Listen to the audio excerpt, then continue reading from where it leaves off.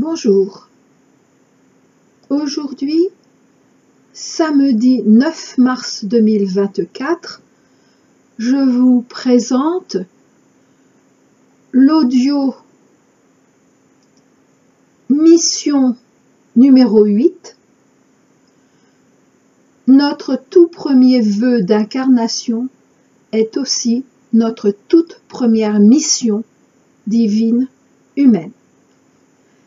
C'est donc le 8e audio de ma playlist numéro 10, intitulé « Ordre et clarté en les missions de notre équipe au sol ». Alors, notre tout premier vœu d'incarnation est aussi notre toute première mission divine humaine.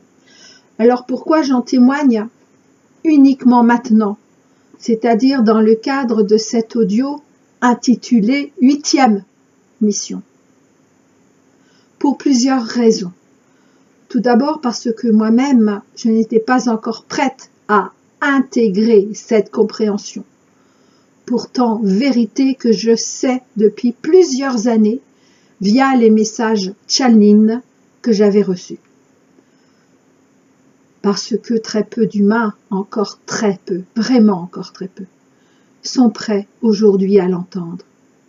Et nous avons également ce rôle, ce premier rôle, d'une certaine façon, auprès d'eux. En outre, comment nous-mêmes en témoigner en pleine connaissance de cause, en nos propres compréhensions capables d'être expliquées et acceptées par les autres. Oui, pardon, d'être capable d'être expliquées par nous et d'être acceptées par les autres. Ah, une autre raison, et là je l'entends en direct, est que, contrairement à ce que certains et certaines parmi nous du collectif Flammes Jumelles, moi y compris bien évidemment, moi peut-être en premier, devrais-je dire. Donc, contrairement à ce que nous pouvions penser ou croire jusqu'ici, nous n'étions pas prêts. Car avant cela, il nous faille encore, avoir réalisé suffisamment notre propre complétude, principalement en acceptant le pardon divin et en reconnaissant que notre toute première mission est notre propre exemple d'amour véritable pour soi-même, puis seulement ensuite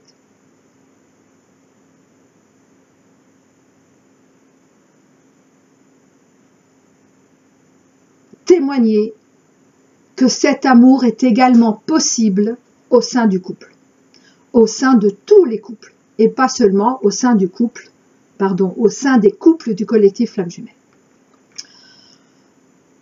Ce présent audio est en 3 parties.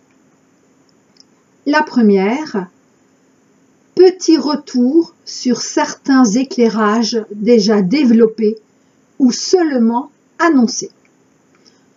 Deuxième partie, renversement avec la nouvelle lune de mars 2024 de l'inversion de tous nos engagements d'amour.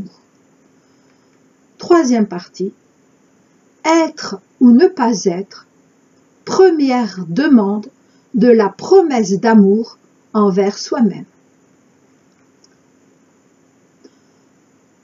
Donc, ma première partie de cet audio du 9 mars est petit retour sur certains éclairages déjà développés ou seulement annoncés. C'est ainsi que j'attire de nouveau votre attention sur les différents chapitres de mes 2 derniers audios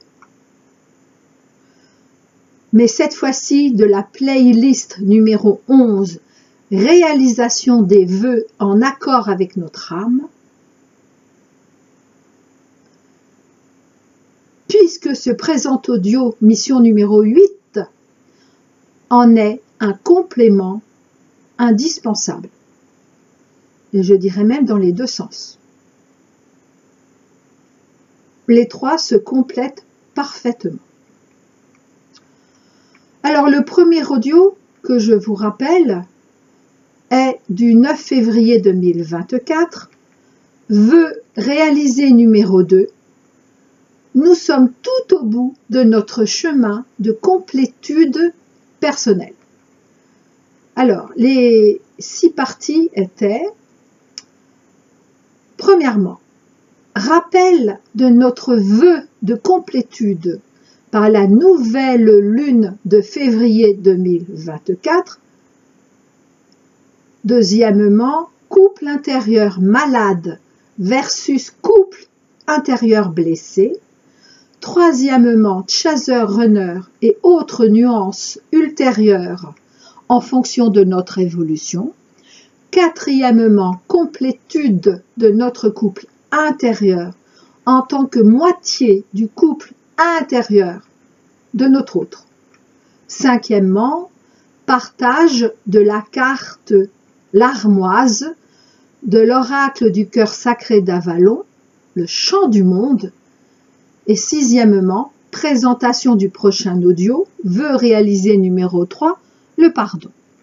Et c'est donc ce deuxième audio du 24 février 2024, intitulé vœu réalisé numéro 3, pas de complétude sans la dernière phase alchimique du pardon divin, dont je vous rappelle les 4 parties. Dont je vous rappelle également les 4 parties. Première, confirmation actée par la Lune du décret divin du 14 février 2024. Deuxième, importance capitale du pardon, mais pas comme nous le pensions. Troisième, les 6 phases alchimiques du pardon. Et quatrième, extrait du message channeling, le pardon ne peut être humain.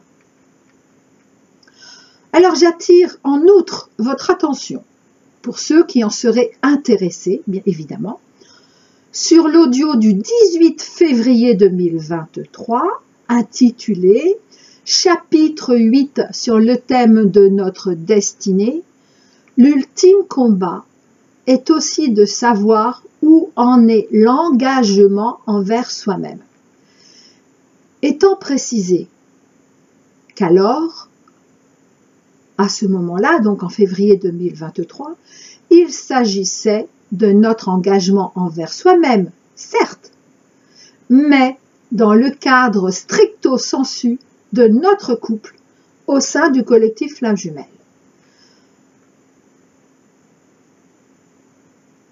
Il s'agissait de savoir en quoi nous sommes responsables de notre couple, autant que notre autre, et que nous devons, certes, l'un envers l'autre, mais que nous devons déjà en premier à soi-même, de ne pas abandonner notre lien d'âme, de ne pas lâcher ce parcours pourtant si exigeant, tandis que nous sommes actuellement, enfin, tout au bout de ce chemin, de ce long chemin de séparation.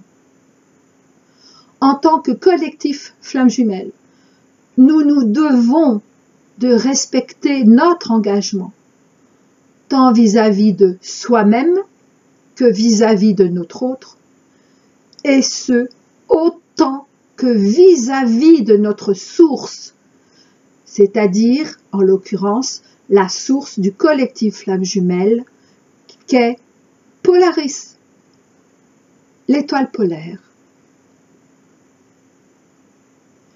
Pour terminer sur cette première partie qui pourrait apparaître bien fastidieuse, qui pourrait vous apparaître bien fastidieuse, bien sérieuse. Et sachez-le que ça ne m'amuse pas non plus de répéter à chaque fois ces choses, même si je sais qu'elles sont importantes et que c'est parce qu'on me le demande, évidemment.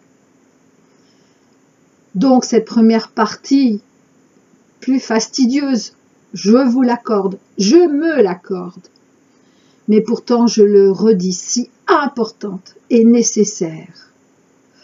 Et donc pour terminer, je rappelle que notre lune, depuis le 24 février 2024, nous confirme le décret divin du 14 février 2024, à savoir qu'à partir du 15 mars 2024, donc très bientôt, ce sera la levée du grand voile sur toutes les vérités publiques pour commencer. Puis viendront toutes nos vérités personnelles. J'en reparlerai très prochainement. Nous serons tous et toutes impactés de tous nos chocs individuels, même positifs, comme de tous les chocs collectifs. C'est pourquoi tous mes derniers audios et le travail d'évolution qui en découle sont si importants. Ne les prenez pas à la légère. Ne prenez jamais à la légère nos missions en tant que collectif Flammes Jumelles. Tandis que la plupart de tous ceux qui traînent, je sais pas comment dire, qui traînent sur les Grégor YouTube Flammes Jumelles, en sont à qu'est-ce qu'il pense? Il en est où? Quand c'est qu'il va revenir? Est-ce qu'il revient? J'en ai marre, j'arrête tout. Non, ne prenons jamais à la légère, car bien sûr ça s'adresse aussi à moi, nos missions en tant que collectif Flammes Jumelles. Et c'est pourquoi également ce présent audio, qui aurait pu être référencé dans la playlist numéro 11, réalisation des vœux en accord avec notre âme, est pourtant référencé dans la playlist de nos missions, ainsi que les êtres de lumière me l'ont demandé et ils ont insisté. D'ailleurs, je ferai le point sur certains protocoles. Alors je dis protocole car je n'ai pas trouvé d'autres mots, même si ce n'est pas tout à fait ça, qui nous sont proposés par le divin en vue de vivre au mieux ces temps qui viennent à compter de cette année 2024, année charnière, et pour rappel, tout particulièrement à partir de ce 15 mars, sachant, et je le redis, que le 15 mars est le premier véritable jour de l'an de chaque année. Et donc, je ferai ce point a priori dans mon prochain audio. Car depuis la prière que je vous ai déjà partagée et que je vais compléter vis-à-vis de toutes les énergies négatives, j'ai reçu d'autres précisions. Et ce sera l'objet, j'en bafouille, ce sera l'objet du prochain audio.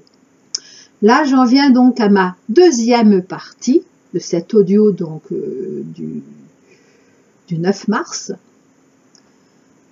Le renversement avec la nouvelle lune de mars 2024 de l'inversion de tous nos engagements d'amour. Alors je redis que notre tout premier engagement d'incarnation sur Terre est et a toujours été envers soi-même. Et ce, depuis notre toute première incarnation.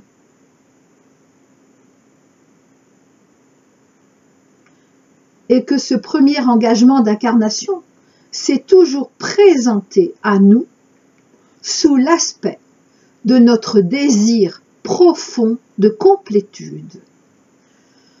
Peu à peu, en fonction du réveil de nos compréhensions, du réveil de nos mémoires, nous avons accepter que c'était en fait déjà avec soi-même, cette complétude, et non avec les autres, et non toutes ces complétudes que nous avons cherchées, voulues, crues désirer avec les autres, dans cet ordre, puis avec nos amis, puis notre famille, puis nos enfants, puis notre conjoint, etc.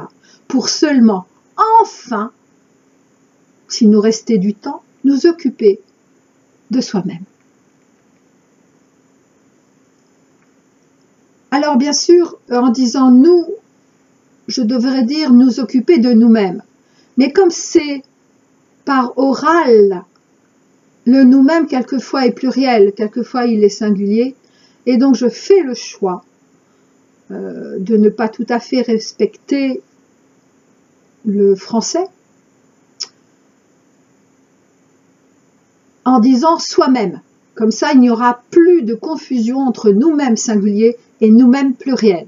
Quand c'est écrit, c'est autre chose. Mais quand c'est à l'oral, l'interprétation peut être plus accentuée. Donc, nous occuper de soi-même. Et c'est toujours par cela que nous finissions quand nous avions le temps et encore la force, le courage, etc. Nos opposants, pendant toute la période précédente, d'environ 300 000 ans, voués, consacrés à l'énergie antichristique, nos opposants nous ont ainsi inculqué de génération en génération le devoir de sacrifice pour les autres. Sacrifice allant même jusqu'à la mort, pour la patrie par exemple, parfois pour ses amis, pour sa famille, ses enfants. Comme devoir de sacrifice également émotionnel, psychologique, spirituel. Et bien sûr, ils nous l'ont inculqué et répété de manière inversée, puisque cela aurait toujours dû commencer par l'engagement envers soi-même, l'amour envers soi-même, et non le fait de s'engager envers les autres en premier, aimer les autres en premier, pour croire enfin être non seulement digne, mais en outre capable de s'aimer soi-même, de nous aimer soi-même. La nouvelle lune précédente, des 9, 10, 11 février 2024, nous a également rappelé que notre tout premier vœu d'incarnation, notre propre complétude en l'occurrence, est aussi notre toute première mission divine humaine. Et c'était tellement important que j'ai choisi d'en faire le titre de cet audio d'aujourd'hui. Donc, cette première mission divine humaine, envers soi-même, comme envers notre autre, comme envers les autres, comme envers toute l'humanité, dans cet ordre. Et quand je dis comme envers les autres, vous pouvez ajouter, vous pouvez mettre famille, enfants, amis, etc. Mais j'ai résumé en disant déjà envers soi-même, comme ensuite envers notre autre, cette complétude, comme envers les autres et seulement envers toute l'humanité. Ainsi, si en notre présent actuel, notre premier devoir, notre première mission, notre premier vœu d'incarnation est celui de notre complétude personnelle, qui est le plus grand aspect de notre engagement d'incarnation envers soi-même, cette complétude personnelle, C'est le plus grand aspect. Cela aurait toujours dû être ainsi.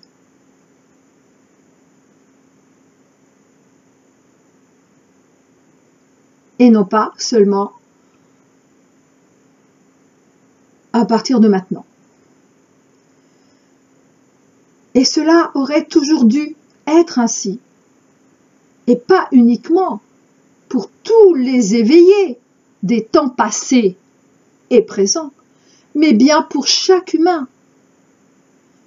Heureusement, oui, heureusement, certains grands sages parmi nous depuis la nuit des temps, ont su témoigner de leur propre témoignage que cette voie était possible. Cette complétude personnelle, de s'aimer soi-même, de s'aimer véritablement soi-même. Et ils en témoignent de plus en plus aujourd'hui. La nouvelle lune présente, donc des 9, 10, 11 mars 2024, nous encourage à présent dans la voie que nous avons choisi de réaliser en cette dernière vie avant ascension.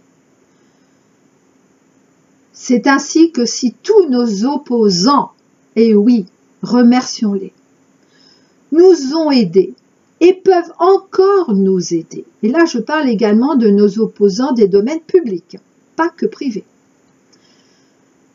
peuvent encore nous aider à nous renforcer dans la voie que nous avions choisie, parce que nous pourrions encore penser que nous ne sommes pas capables de triompher de toutes nos épreuves. Eh bien, nos amis, nos véritables amis, sont là pour nous conforter dans notre voie.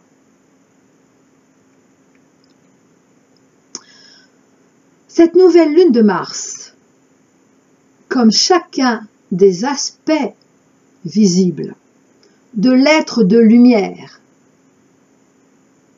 qu'est notre lune,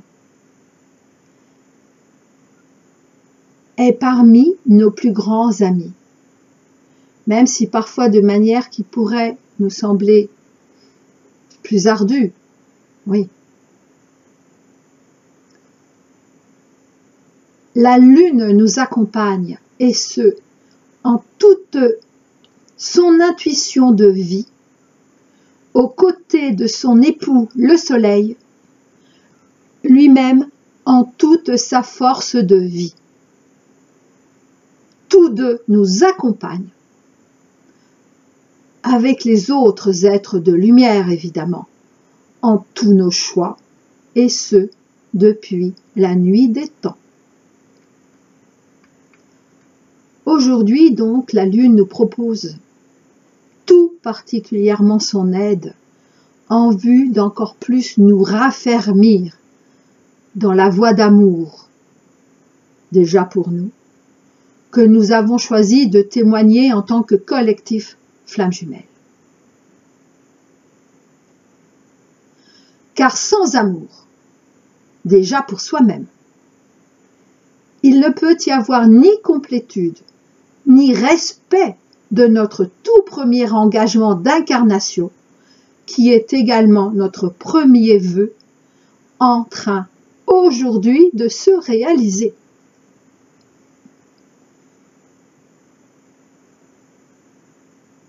Oui, en train aujourd'hui de se réaliser, n'en doutons pas.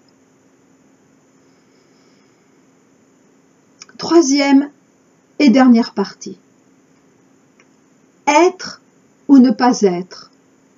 Première demande de la promesse d'amour envers soi-même. Et ça va être de lecture, de courts extraits de 2 messages par voie de channeling. Et je finirai par là. Tous les deux, ces 2 extraits sont issus de mon livre La vie Providence 1, nous attendons le signal. Alors le premier message qui s'intitule « Votre engagement envers l'Arche d'Alliance » est en page 479. Et là, je vous partage le début de ce message, du 21 janvier 2008 via l'Oriel, nom de code de lettres réelles de mon autre. Alors, je rappelle, ou je précise pour ceux qui ne le sauraient pas, ou qui ne seraient pas d'accord, eh bien, vous avez le droit de ne pas en être d'accord. Mais moi, avec mes 6 ans d'expérience, tous les jours, je vous assure, tous les jours, chaque jour, de canalisation orale ou écrite, eh bien, j'ai fini par comprendre, pas au début, non, que quand je canalisais, eh bien, c'était pas moi, Elisabeth, qui canalisait. C'est jamais nous-mêmes en tant qu'être humain, jamais. C'est uniquement le canal. C'était via le canal de mon être réel. Ce sont nos êtres réels qui entendent, qui canalisent et nous permettent, comment dire, et permettent que leurs infos soit émanant d'eux-mêmes, de nos êtres réels, soit des autres, des êtres de lumière, du divin, qui permettent que ça arrive jusqu'à notre entendement humain. Donc ce n'est pas moi, Elisabeth, qui est canalisée. Et quand je dis en direct « j'entends », c'est en fait parce que Luce, le nom de code de mon être réel, me permet d'entendre. Sinon, je n'entendrai pas. Donc, ce message du 21 janvier 2008 émanait via l'être réel de mon autre, du commandement d'Ashtar Sheran et de la fraternité de l'ordre de Melchizedek. Nous vous saluons, peuple de la terre, et nous vous envoyons nos bénédictions et nos encouragements. Souvent, vous avez lu, écouté, entendu certaines choses à propos de ce que vous appelez Arche d'Alliance. Vos traditions écrites, en particulier celles chrétiennes, l'évoquent, ainsi que d'autres modes de relation institués à la mouvance de la vie éternelle.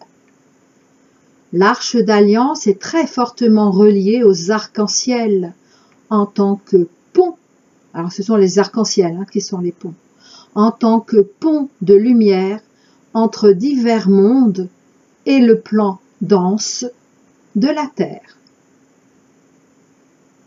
Oui, donc les arcs-en-ciel sont des intermédiaires entre le divin et nous,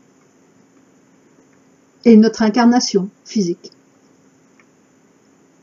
L'Arche d'Alliance est très fortement reliée aux arcs-en-ciel en tant que pont de lumière entre divers mondes et le plan dense de la Terre.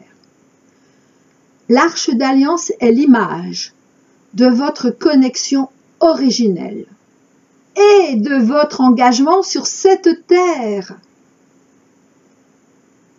Engagement signifiant tout simplement le fait que vous vous êtes donné pour objectif et pour conduite d'incarnation l'engagement par rapport à vous-même, ensemble et individuellement, devant nous tous, d'ancrer la lumière de vos mondes. L'Arche d'Alliance est l'image de votre connexion originelle et de votre engagement sur cette terre. Engagement signifiant tout simplement le fait que vous vous êtes donné pour objectif et pour conduite d'incarnation. L'engagement par rapport à vous-même, ensemble et individuellement, devant nous tous, d'ancrer la lumière de vos mondes. Cet engagement, qui peut paraître à vos yeux une notion morale, ne l'est que par rapport à l'étroitesse de vos mots. L'Arche d'Alliance est un passage à travers lequel vous êtes tous passés avant de vous incarner. C'est une sorte de système de reconnaissance et de connexion immédiate avec nous-mêmes, d'une part, mais aussi et surtout avec le Père, Mère, d'autre part. Alors je rappelle que ce message est adressé au peuple de la Terre, pas uniquement au collectif Flammes Jumelles. Deuxième message, toujours dans La Vie Providence 1, en page 243. Message du 20 avril 2007 via Luce des Étoiles, qui est donc le nom de code de mon être réel.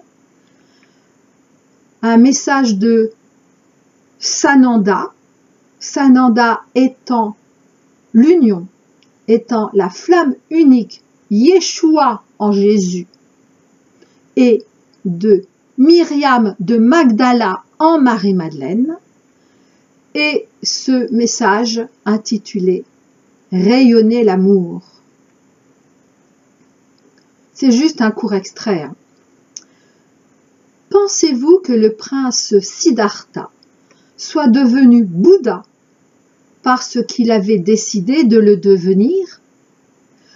Pensez-vous encore qu'il se soit aperçu tout d'un coup qu'il l'était devenu? Ce sont les autres qui le lui ont appris. Sinon, il serait encore à se croire Siddhartha. Mais ce n'est pas parce qu'il était Bouddha qu'il a partagé et enseigné.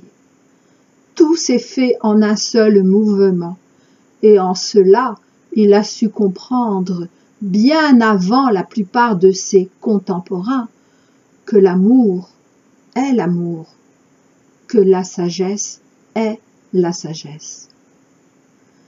C'est en même temps parce qu'il a communiqué et exprimé sa divinité aux autres, et parce qu'il n'avait pas séparé intention et action, qu'il est devenu Bouddha. Oui, il n'était pas dans la volonté humaine de devenir Bouddha. Tout s'est fait en un même temps, au-delà de vos notions du passé, du futur, et même de votre présent. Et à l'époque, comme aujourd'hui, même si différemment, puisque Bouddha a bien sûr poursuivi son évolution, peut lui importer d'être ou de ne pas être Bouddha. Ce qui lui tenait à cœur, c'était d'aimer sans aucune condition qu'il aurait exigée de l'autre, ni qu'il se serait imposé à lui-même. C'est en ce sens que votre génial Shakespeare avait posé son célèbre « to be or not to be ». Cela n'a jamais voulu signifier autre chose. J'en profite pour un petit clin d'œil. Un des crânes de cristal était venu visiter cet homme de bien, ainsi que certains de vous l'avaient pressenti.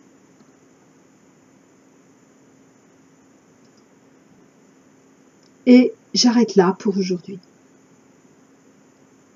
Il y a suffisamment d'audio mis en référence et suffisamment de choses à intégrer, même si ce présent audio est un peu plus court.